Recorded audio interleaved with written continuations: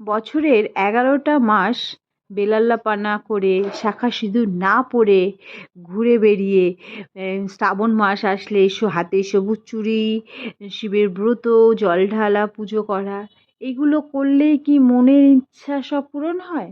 শিবের মতো বর পাওয়া যায়? তোমাদের কি মত? আমার কিন্তু এটা মত হয় না।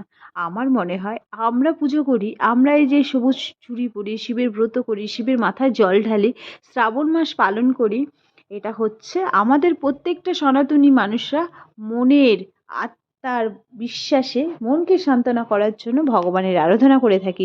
শ্রাবণ মাসে জল ঢালি, বাবার ব্রত করি, বাবার নাম গান করি। এটা হচ্ছে নিজেদের আত্মা, যে আমাদের শরীরে যে আত্মা আছে, আমাদের এই পঞ্চভূত শরীরের মধ্যে যে আত্মা আছে, সেই আত্মাকে সান্ত্বনা দেওয়ার জন্য আমরা ভগবানের আরাধনা করি। এটা তো আমার মত। তোমাদের কি মত? অবশ্যই বলো। আজ শ্রাবণ মাসের তৃতীয় সোমবার। হর হর মহাদেব। ওম নমঃ শিবায়, ওম নমঃ শিবায়, ওম নমঃ শিবায়।